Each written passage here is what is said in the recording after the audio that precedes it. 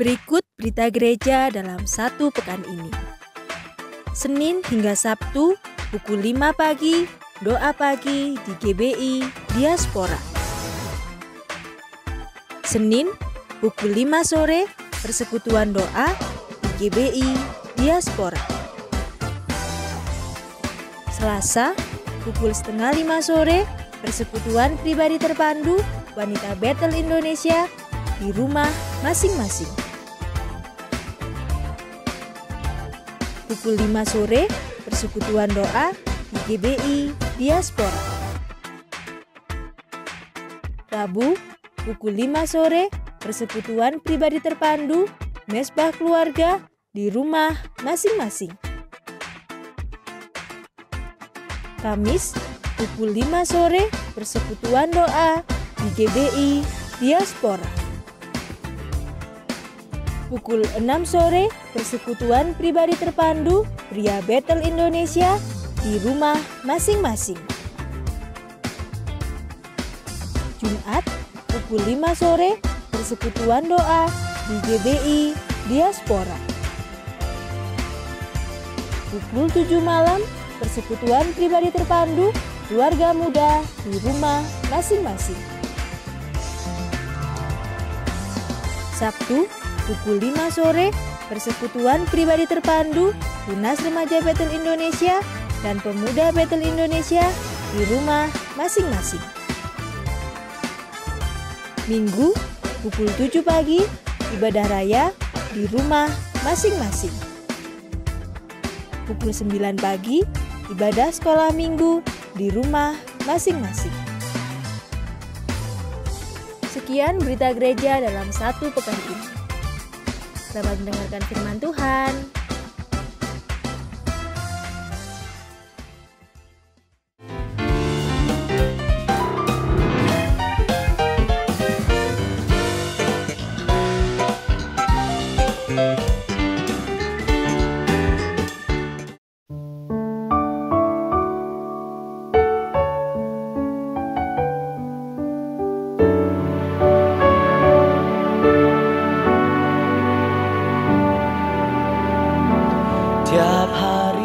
Mari jemaat Tuhan, kita akan berdoa. Bapa kami yang di surga, kami mengucap syukur untuk bangsa Indonesia yang sudah Tuhan karuniakan dalam setiap kehidupan kami. Kami saat ini berdoa untuk para pemimpin kami, terlebih khusus untuk Bapak Joko Widodo dan juga beserta jajarannya. Berkati dengan hikmat, berkati dengan kebijaksanaan, sehingga mampu membimbing setiap orang-orang yang ada di Indonesia dengan baik dan sesuai dengan kerinduan Allah. Dalam pandemi COVID yang ada, Tuhan, kami serahkan ke dalam tangan kuasa Allah. Berkati setiap kami, rakyat Indonesia, boleh memiliki kerjasama, boleh memiliki rasa bergotong royong, semuanya untuk kebaikan kami bersama. Terima kasih Tuhan. Kami juga berdoa untuk kota kami, Kota Batu. Berkati pemimpin kami, Ibu Dewanti Rumoko dan juga Bapak Punjul Santoso. Kami serahkan dalam tangan kuasa Allah. Berkati juga dengan hikmat kebijaksanaan Tuhan, sehingga mampu mengendalikan keadaan kota ini dengan baik dan sesuai dengan kerinduan Allah. Terima kasih Tuhan. Kami juga percayakan untuk setiap tim medis yang ada, yang mereka berada di garis depan untuk masalah pandemi ini Tuhan. Kami serahkan dalam tangan kuasa Allah. Berkati sukacita, berkati kedamaian, berkati semangat, berkati ekstra kesehatan Tuhan, sehingga boleh dipakai untuk mempersembahkan, menyenangkan hati Tuhan. Kami juga berdoa Tuhan Yesus untuk setiap sidang jemaat Tuhan, umat-umat Allah, orang-orang percaya dimanapun berada, tetap mampu menjadi berkat, tetap mampu menjadi alat Tuhan untuk memuliakan nama Tuhan, dan tetap mampu menunjukkan kasih Tuhan dalam setiap masalah yang ada. Berkati dengan kesungguhan kepada Allah, berkati untuk rasa tanggung jawab atas dirinya kepada Allah, sehingga kehidupan anak-anak Tuhan boleh senantiasa menyenangkan hati Tuhan. Dalam kesempatan kali ini Tuhan, kami masih belum bisa beribadah bersama dengan saudara seiman, tetapi kami tetap mampu mengucap syukur. Allah masih memberikan kesempatan untuk setiap kami beribadah, walaupun di rumah kami masing-masing. Berkati kami Tuhan Yesus dengan hadirat Allah, berkati kami dengan perjumpaan dengan Allah dalam setiap jam-jam ibadah kami. Kami mengucap syukur dan percayakan semuanya untuk orang-orang kudus-Mu Tuhan, untuk umat-umat Allah dimanapun berada, tetap mampu menjadi anak-Mu yang terus menjadi berkat. Kami bersyukur Tuhan, dan inilah doa kami, dan kami dasari dengan nama Tuhan Yesus Kristus. Haleluya. Amin.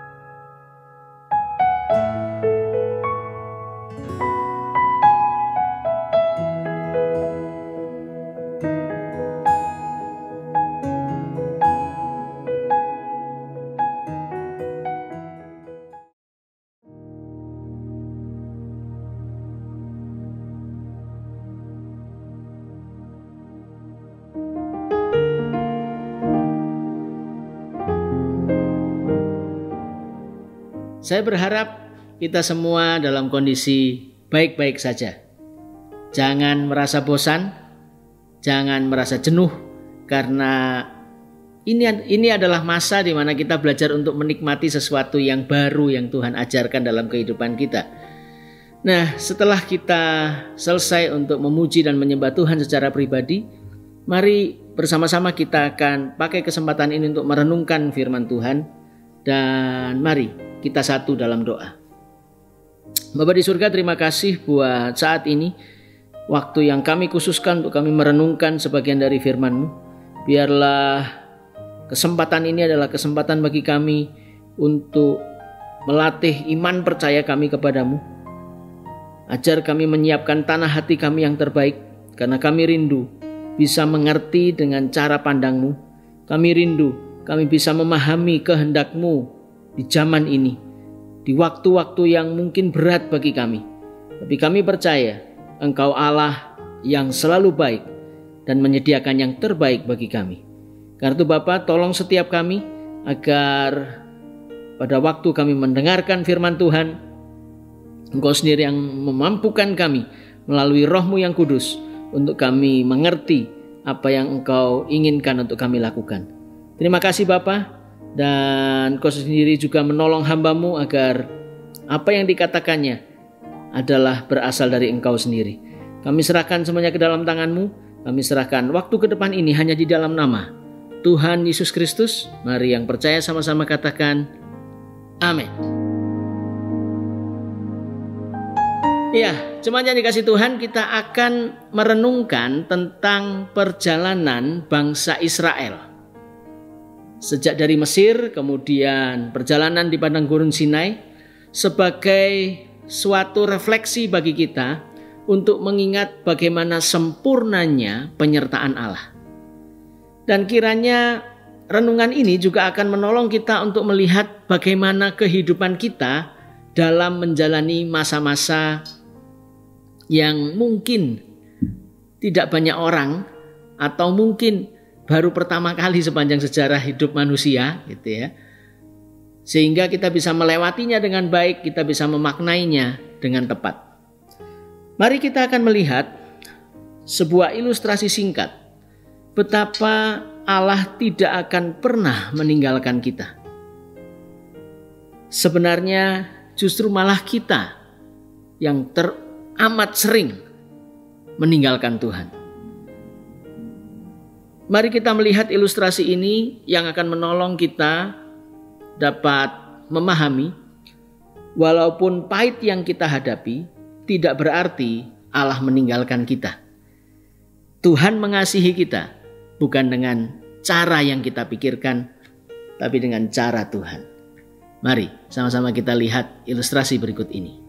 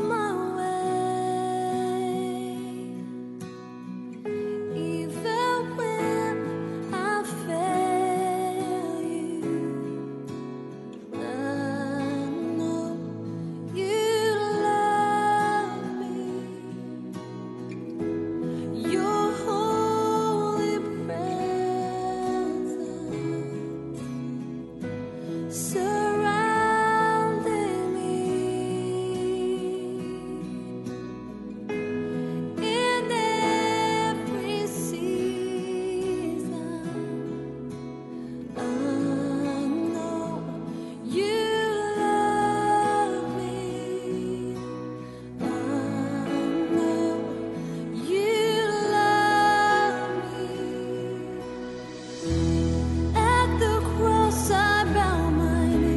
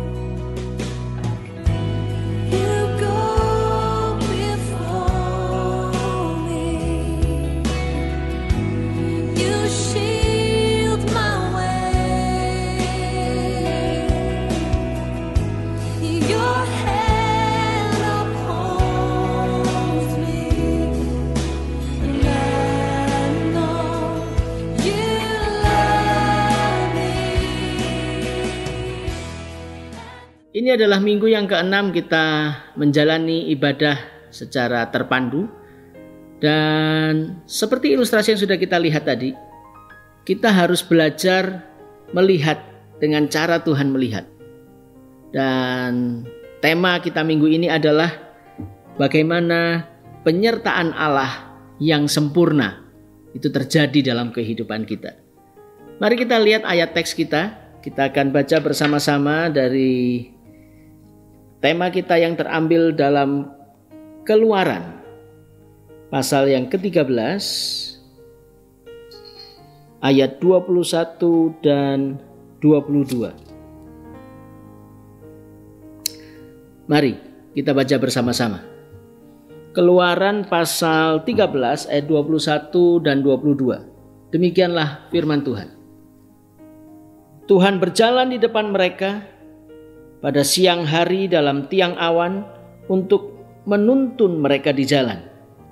Dan pada waktu malam dalam tiang api untuk menerangi mereka, sehingga mereka dapat berjalan siang dan malam. Dengan tidak beralih, tiang awan itu tetap ada pada siang hari dan tiang api pada waktu malam di depan bangsa itu. Sebuah pernyataan yang luar biasa yang menunjukkan bahwa kasih Allah itu memang bukan kasih yang tergantung dengan si penerima kasih. Tetapi kasih Allah adalah kasih yang konsisten.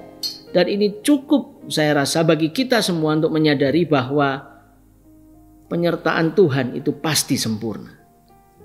Karena kasihnya tidak tergantung kepada kita yang menerima. Nah, bangsa Israel adalah bangsa pilihan Allah. Dan itu terjadi sejak Allah menetapkan Abraham sebagai orang yang menerima janji Allah. Dan seperti kita tahu, banyak hal yang bisa kita pelajari dari kehidupan bangsa Israel yang ternyata terkenal tegar tengkuk.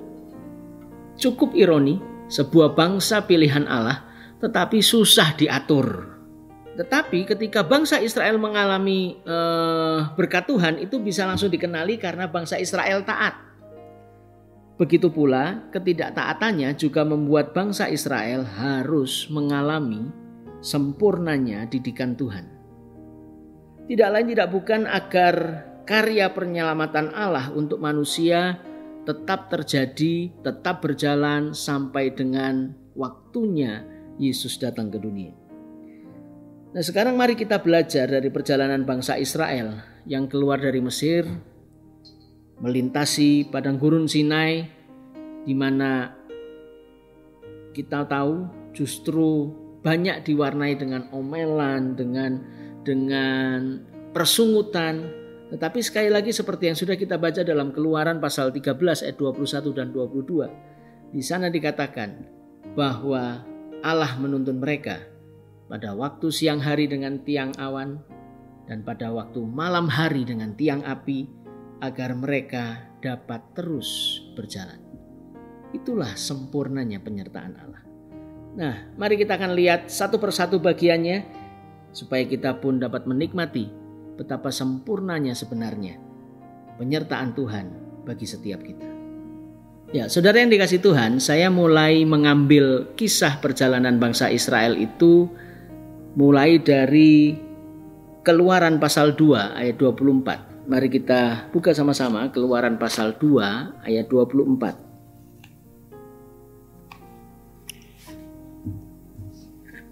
Di sini dikatakan Allah mendengar mereka mengerang, lalu ia mengingat kepada perjanjiannya dengan Abraham, Ishak, dan Yakub. Ayat 25, maka Allah melihat orang Israel itu dan Allah memperhatikan mereka. Saudara yang dikasihi oleh Tuhan, kalimat yang digunakan ini bukan berarti Allah lupa atau Allah sebelumnya tidak memperhatikan bangsa Israel. Tetapi justru ayat yang baru kita baca ini adalah bagaimana Allah mendengar seruan bangsa Israel, yang berarti bahwa Allah tetap memperhatikan bangsa Israel. Dan kata mendengar di sini sebagai sebuah penegasan bahwa saatnya telah tiba bagi bangsa Israel untuk keluar dari Mesir.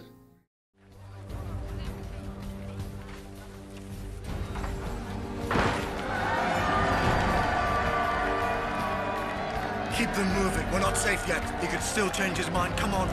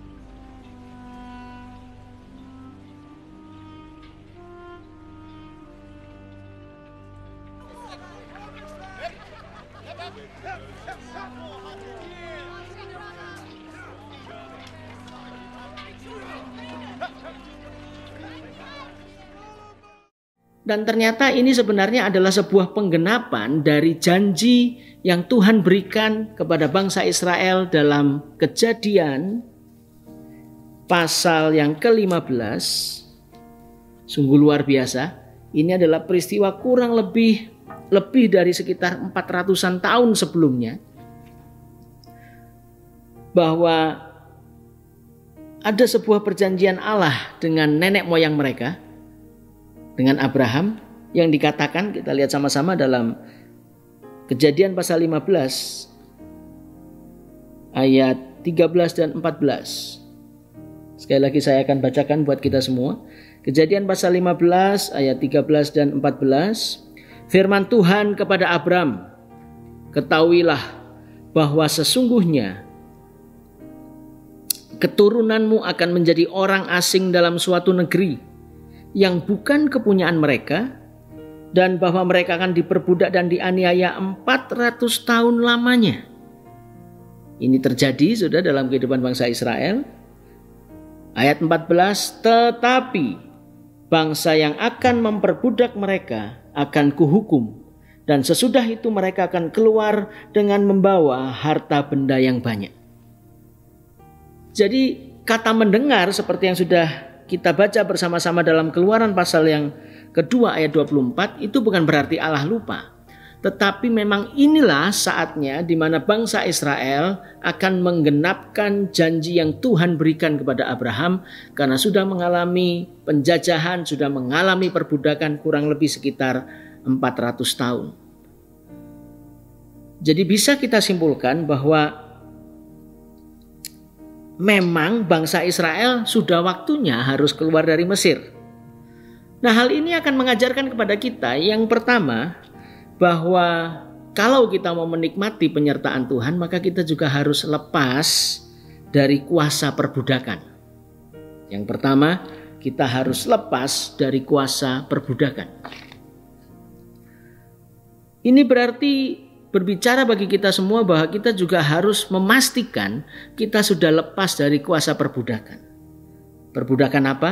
Tentunya the one and only, dengan dosa.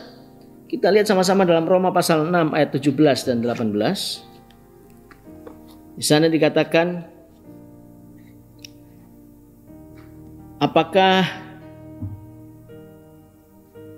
kamu tidak tahu, ayat 16 ya, bahwa apabila kamu menyerahkan diri kepada seorang sebagai hamba untuk mentaatinya, kamu adalah hamba orang itu yang harus kamu taati, baik dalam dosa yang memimpin kamu kepada kematian, maupun dalam ketaatan yang memimpin kamu kepada kebenaran. Ayat 17, tetapi syukurlah kepada Allah. Dahulu memang kamu hamba dosa, tetapi sekarang kamu dengan segenap hati telah mentaati pengajaran yang telah diteruskan kepadamu. Kamu telah dimerdekakan dari dosa dan menjadi hamba kebenaran. Itulah sebenarnya kerinduan Tuhan bagi setiap kita. Kita harus memastikan bahwa setiap kita itu sudah lepas dari kuasa perbudakan. Nah, berikutnya yang kedua adalah sebagai sebuah tujuan selanjutnya. Mengapa Tuhan ingin bangsa Israel keluar dari Mesir, keluar dari perbudakan, keluar dari sesuatu yang mengikat mereka. Nah, tujuan utama bangsa Israel adalah supaya mereka dapat kembali beribadah dan mempersembahkan korban. Nah, kita lihat sama-sama dalam Keluaran pasal yang ketiga. Mari kita akan baca bergantian. Keluaran pasal yang ketiga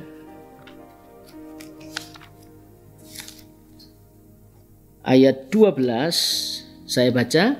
Ayat 18, Bapak Ibu sekalian akan membacanya. Keluaran pasal 3 ayat 12 dikatakan, lalu firman-Nya, bukankah aku akan menyertai engkau? Inilah tandanya bagimu bahwa aku yang mengutus engkau. Apabila engkau telah membawa bangsa itu keluar dari Mesir, maka kamu akan beribadah kepada Allah di gunung ini. Dan ayat 18, 1, 2, 3.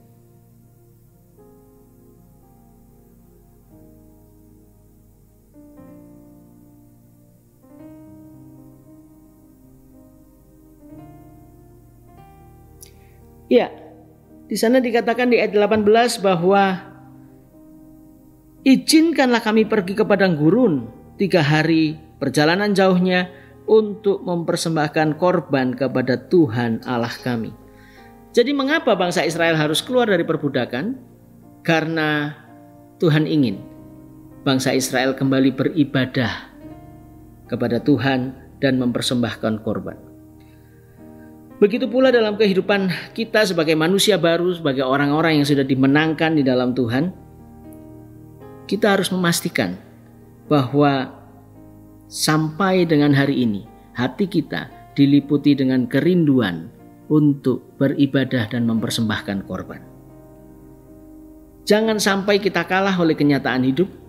Jangan sampai kita dialihkan karena kita tidak bisa bertemu dan mengalami persekutuan dengan saudara seiman kita, sehingga kita harus menonton video ini, mengikuti ibadah streaming dan sebagainya, berbagai macam metode ditawarkan.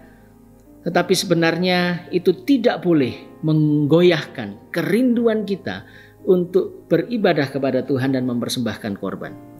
Karena sebenarnya inilah sesuatu yang Tuhan inginkan. Jangan sampai segala kebutuhan hidup yang pasti dan tidak akan pernah berhenti itu membuat kita beralih. Dan kita merasa oke, tidak beribadah tidak masalah, toh juga tidak ada petir dari langit yang menyambar kita. Mari, ini adalah bagian yang harus kita kerjakan. Karena ini juga adalah satu tanda yang akan menolong kita untuk bisa membaca penyertaan Tuhan yang sempurna itu terjadi dalam kehidupan kita. Nah, kemudian yang ketiga yang harus kita catat adalah bagaimana pada saatnya sesuai dengan janji Tuhan, 40 tahun setelah mereka mengalami perjalanan di padang gurun, mereka akan memasuki tanah perjanjian. Keluaran pasal yang ketiga ayat 8 akan saya bacakan buat kita semua. Sebab itu aku telah turun untuk melepaskan mereka dari tangan orang Mesir dan menuntun mereka keluar dari negeri itu ke suatu negeri yang baik dan luas, suatu negeri yang berlimpah-limpah susu dan madunya, ke tempat orang Kanaan, orang Het, orang Amori, orang Feris, orang Hewi, dan orang Hebus. Jadi ternyata kalau kita mau melihat mengapa kok bangsa Israel harus keluar dari Mesir, selain untuk beribadah dan mempersembahkan korban, mereka juga akan memasuki tanah perjanjian. Hal ini bukan berarti bangsa Israel berhenti, tidak usah bekerja keras lagi, cuman cukup menikmati susu dan madunya yang katanya berlimpah-limpah itu, kemudian menikmati hidup janji Allah, tetapi lebih kepada bagaimana bangsa Israel akan menjalankan fungsi menjadi saksi bagi Allah di tengah-tengah bangsa yang belum mengenal Tuhan. Sebenarnya itu tujuannya.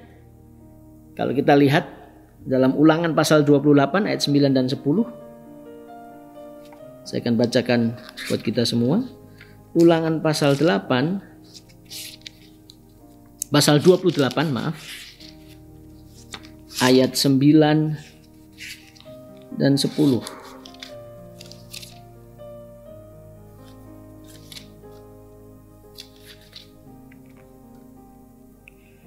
Tuhan akan menetapkan engkau sebagai umatnya yang kudus, seperti yang dijanjikannya dengan sumpah kepadamu, jika engkau berpegang pada perintah Tuhan Allahmu dan hidup menurut jalan yang ditunjukkannya. Maka segala bangsa di bumi akan melihat bahwa nama Tuhan telah disebutkan atasmu dan mereka akan takut kepadamu. Ayat ini menegaskan kepada kita bahwa ternyata bangsa Israel pergi ke tanah perjanjian itu bukan untuk menikmati semua yang sudah Tuhan sediakan. Ya, memang kita akan menikmati apa yang sudah Tuhan sediakan. Tetapi cerita belum berakhir. Tetapi cerita dan tugas itu belum berakhir. Ada satu tugas yang Tuhan inginkan untuk bangsa Israel lakukan, yaitu bagaimana bangsa Israel tetap menjadi saksi Allah di antara bangsa-bangsa. Nah, begitu pula dengan kehidupan kita. Allah merindukan kita hidup dalam perjanjiannya. Dan karena kita memang ini anak-anak perjanjian, tetapi bukan hanya saja untuk menikmati penggenapan janji Allah, tetapi juga menyatakan janji Allah di dalam kehidupan kita. Tuhan tidak ingin kita hanya menjadi penikmat-penikmatnya Tuhan, tetapi belajar untuk menjadi saksinya Tuhan. Karena itu berarti kita tidak lagi melihat kebutuhan kita, tetapi kita mulai dilatih melihat kebutuhan orang lain. Nah, setelah kita melihat tiga hal ini, yang pertama adalah bagaimana kita lepas dari kuasa perbudakan, kemudian yang kedua beribadah dan mempersembahkan korban, serta ketiga masuk ke tanah perjanjian, maka ini akan menolong kita untuk punya dasar yang kuat ketika kita mulai mau menghadapi kenyataan-kenyataan hidup. Apakah Tuhan masih beserta saya atau tidak? Setelah kita melihat bagaimana kita harus keluar dari Mesir, dalam arti bangsa Israel harus keluar dari Mesir, maka kita melihat bahwa kelanjutannya ternyata bangsa Israel harus melewati padang gurun. Nah, itu menolong kita belajar tentang bahwa Allah mengenal yang terbaik bagi kita. Tuhan itu paling tahu cara untuk mendidik kita. Sama seperti ketika seorang bayi yang lahir, maka saya yakin dan percaya seorang ibu yang baik atau mungkin orang tua yang baik, mereka akan sangat mengenal tangisan anaknya walaupun tidak ada kamus besar bahasa tangisan.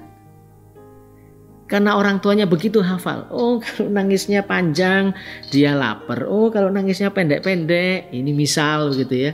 Oh, berarti ini popoknya basah, waktunya ganti popok. Begitu juga Allah dengan kita. Allah tahu yang terbaik, bagaimana cara yang tepat untuk membuat kita akhirnya bisa meninggalkan manusia lama kita, meninggalkan kebiasaan buruk kita dengan cara yang lembut, dengan cara yang tepat.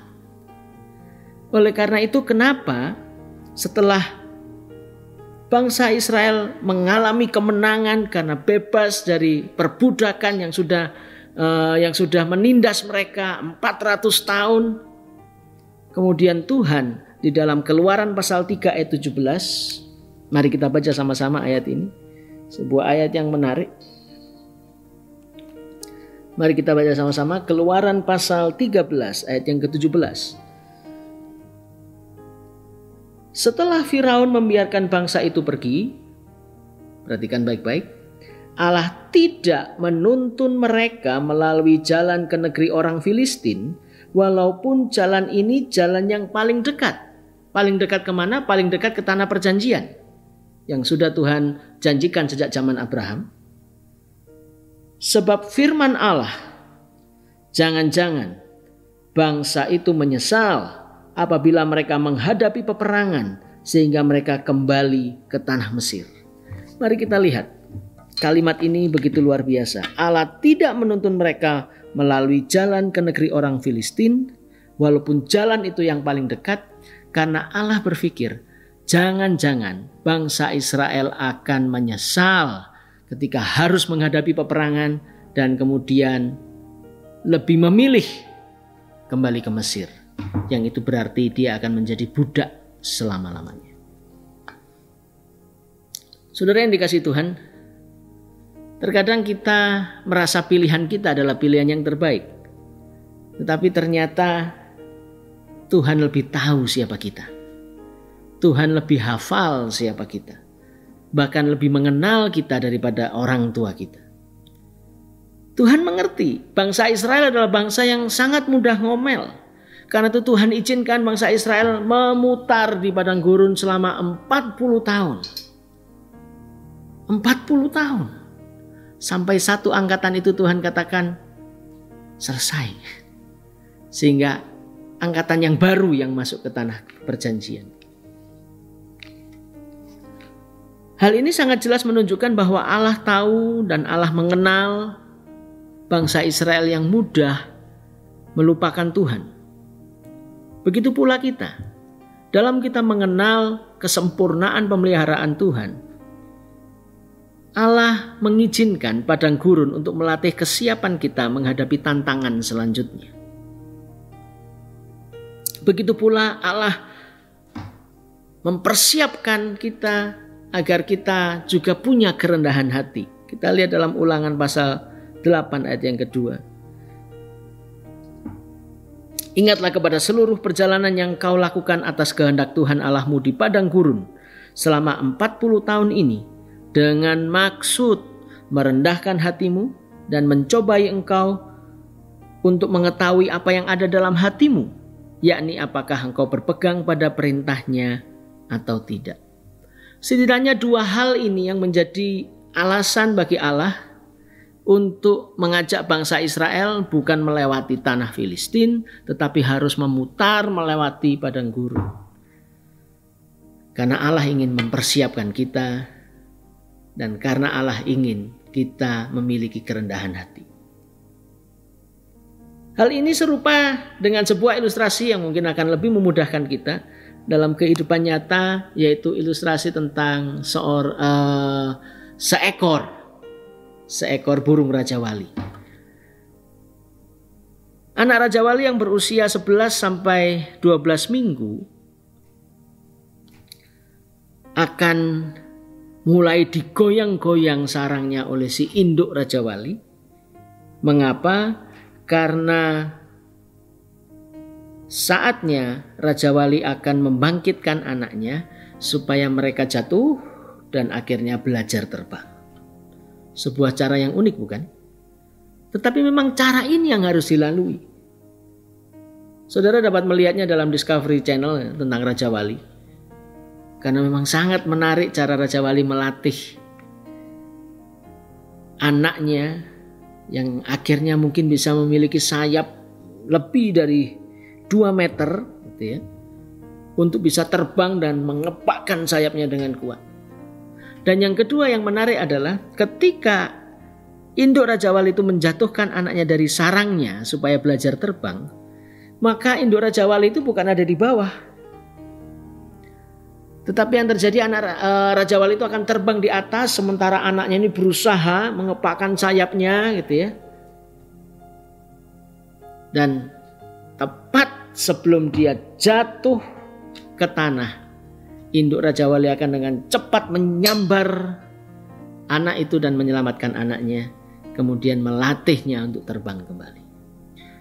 Karena itu Bapak Ibu yang dikasihi Tuhan, jangan kalah oleh kenyataan. Jangan kita menyebut kenyataan yang tidak sesuai dengan keinginan kita, oh berarti Tuhan tidak menyertai saya. Jangan secepat itu menilai Allah. Karena Allah adalah Allah yang sempurna. Allah adalah Allah yang menciptakan kita. Allah adalah Allah yang sangat mengasihi kita. Tidak mungkin Allah membiarkan anaknya begitu saja. Karena ini kiranya ini menjadi sebuah keyakinan dalam kehidupan kita bahwa apapun yang Allah lakukan, mari sama-sama katakan, Tuhan, mungkin aku tidak mengerti apa yang terjadi. Mungkin aku masih belum bisa membaca, tapi satu yang aku yakin, semuanya pasti mendatangkan kebaikan bagi diriku. Nah, yang kedua adalah mengapa kita harus melewati padang gurun kita? Mengapa bangsa Israel harus melewati padang gurun? Yang kedua adalah untuk membuat bangsa Israel mengerti bahwa manusia bukan hidup dari roti saja, tetapi dari setiap firman Allah. Bapak Ibu yang dikasihi Tuhan, masih ingat kisah bagaimana bangsa Israel ngomel-ngomel, gak ada makanan, terus kemudian aduh mending hidup di Mesir lah, semua tersedia ya, walaupun kami jadi budak ya oke lah, gak apa-apa, yang penting kampung tengah terisi begitu. Karena masalah perut mereka lupa bahwa mereka sekarang hidup sebagai orang bebas, berbeda dengan kehidupan masa lampau mereka yang menjadi orang terikat menjadi budak. Mereka dengan mudahnya karena masalah perut ngomel. Dan kemudian Tuhan memberikan mana. Kira-kira ketika kita melihat cerita itu begitu saja, apa kesimpulan kita? Apakah berarti kalau kita lapar kemudian Tuhan akan memenuhkan kehidupan kita? Dikasih mana, kemudian dikasih burung, daging burung, karena pada waktu itu burung terbang dengan rendahnya sehingga orang bisa mengambil begitu saja. Dan mereka makan mana dan makan daging burung sepanjang perjalanan mereka. Dan catat baik-baik, setelah mereka masuk tanah perjanjian, maka berhentilah mana dan burung itu. Kalau cerita itu kita perhatikan baik-baik, apakah kesimpulan kita? Apakah kesimpulan kita adalah, oh ya, berarti mana itu untuk membuat kenyang, karena membuat kita mengerti bahwa Tuhan itu menyediakan makanan. Kalau kita minta, Tuhan memenuhi permintaan kita. Mari kita lihat sama-sama. Ulangan pasal 8 ayat 3 membuat kita belajar. Dan mari kita baca ayat ini bersama-sama. Jadi, ia merendahkan hatimu, membiarkan engkau lapar, dan memberi engkau makan mana yang tidak kau kenal dan yang juga tidak dikenal oleh nenek moyangmu, untuk membuat engkau mengerti. Perhatikan baik-baik, untuk membuat engkau mengerti bahwa manusia bukan hidup dari roti saja, tetapi manusia hidup dari segala yang diucapkan Tuhan.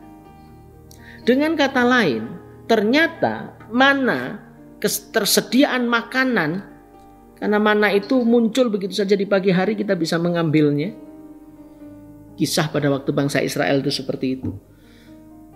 Itu ternyata bukan cuma untuk memenuhi perut mereka, tetapi lebih dari itu untuk membuat bangsa Israel mengerti bahwa manusia tergantung kepada Tuhan. Manusia tidak bisa lepas karena anugerah Tuhan. Dan manusia hidup karena firman Tuhan, bukan karena makan.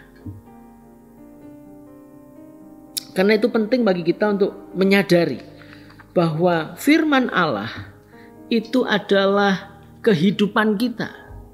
Kenapa Tuhan izinkan bangsa Israel melewati padang gurun? Supaya sekali lagi bangsa Israel bukan bersandar pada kekuatannya sendiri, tetapi belajar mengerti kalau mereka ada sampai dengan hari ini. Pada waktu itu maksudnya, itu karena firman Allah. Nah, yang ketiga adalah Karena Allah sedang mengajar bangsa Israel sama seperti seorang bapa mengajari anaknya. Ibrani pasal 12 ayat 5 dan 6 di sana dikatakan, "Dan sudah lupakah kamu akan nasihat yang berbicara kepada kamu seperti kepada anak-anak? Hai anakku, janganlah anggap enteng didikan Tuhan dan janganlah putus asa apabila engkau diperingatkannya. Karena Tuhan menghajar orang yang dikasihinya dan ia menyesah orang yang diakuinya sebagai anak." Disinilah kita akan akhirnya menjadi semakin sempurna pemahaman kita tentang penyertaan Tuhan. Seperti layaknya orang tua dan anak yang baru belajar hidup, maka seperti itulah kurang lebih sebenarnya makna penyertaan Tuhan. Ada proses teladan, tetapi juga ada proses pendewasaan. Saya ingat kisah ketika saya mengalami kecelakaan ketika saya mengemudikan mobil pertama kali. Pada waktu itu saya pulang larut malam, sekitar jam 1 saya sampai di kota Malang. Kemudian saya membuntuti mobil begitu ya. Karena lampunya lebih terang dari lampu saya, tiba-tiba mobil itu berhenti mendadak. Nah, yang menarik adalah yang saya pikirkan bukan gimana caranya menghindari mobil itu, tapi yang muncul di pikiran saya adalah kenapa ya mobil itu kok ngerem? Dan begitu saya sadar saya harus ngerem, terlambat waktunya sehingga saya menabrak mobil itu dari belakang. Dan pasti itu adalah salah saya karena menabrak dari belakang. Setelah itu kami minggir, saya telepon papa saya yang pertama kali saya lakukan. Kemudian papa saya cuman ngomong begini, "Gimana? Baru nabrak, Pak." "Oh, nah terus? Kamu enggak apa-apa?" "Enggak apa-apa, Pak." "Ya sudah." "Nah, ya sudah." Saya cuman terbengong-bengong, kemudian saya mengerti, oh iya ya, ini sudah waktunya saya untuk dewasa. Saya nabrak karena kesalahan saya sendiri. Saya bertanggung jawab. Nah, orang tua saya memastikan apa yang menjadi bagiannya pada waktu itu, bahwa saya baik-baik saja. Ya sudah, selesaikan. Kita tidak bisa melihat itu sebagai sebuah perbuatan bahwa papa saya tidak peduli itu berarti dengan anaknya. Papa tidak peduli dengan anaknya. Enggak. Saya membacanya bukan begitu. Saya membacanya adalah ini kesempatan bagi saya untuk membuktikan bahwa saya adalah anak yang sudah mulai belajar bertanggung jawab atas apa yang dilakukannya. Mari, sebelum kita masuk dalam butir selanjutnya, kita akan nyanyikan pujian ini. Ajarku mengerti, supaya kita semakin bijak, kita semakin mampu membaca bahwa penyertaan Tuhan itu memang sempurna atas kehidupan kita.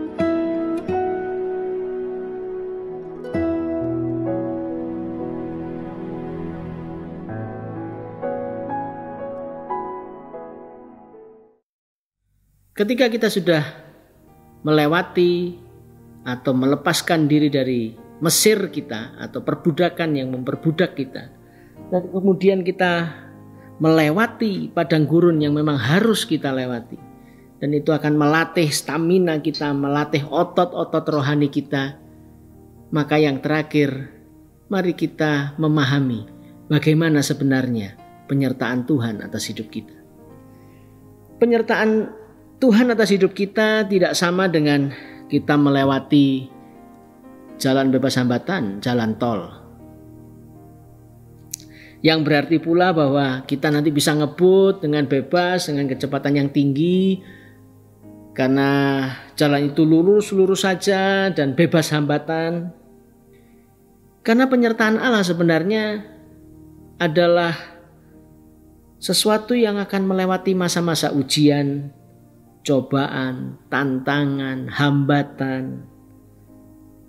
Dan itu berarti penyertaan Allah juga membutuhkan sebuah kewaspadaan dari kita, kesetiaan, ketekunan, mengerti cara Tuhan bekerja, bahkan kerja keras dan kerja cerdas, yang kesemuanya perlu kita lakukan dengan penuh damai dan kasih kepada Allah. Maksudnya adalah kita tidak salah mengerti mengapa Tuhan izinkan terjadi.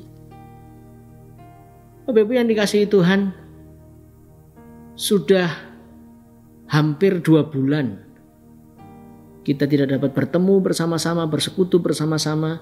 Bahkan dalam aktivitas sosial kita harus melakukan physical distancing. Apakah kita memakai waktu-waktu ini untuk kita belajar mengerti bahwa penyertaan Tuhan masih tetap sempurna? Apakah kita masih bisa melihat bahwa Allah bukan Allah yang membiarkan umatnya begitu saja, tetapi kita mulai belajar melihat ternyata ada rencana Tuhan yang indah. Mari, saya tidak tahu sejauh mana Bapak Ibu akan memahami ini dalam kehidupan pribadi Bapak Ibu sekalian, jemaat yang dikasihi oleh Tuhan. Tetapi setidaknya saya secara pribadi menikmati bagaimana masa-masa ini adalah masa-masa di mana Tuhan sekali lagi menunjukkan kepada kita bahwa memang Tuhanlah yang menguasai semuanya. Dan hanya kepada Tuhanlah kita bisa berharap. Saya menikmati bagaimana Tuhan masih menyertai kehidupan saya secara pribadi maupun dengan keluarga besar, bahkan kehidupan jemaat pada umumnya.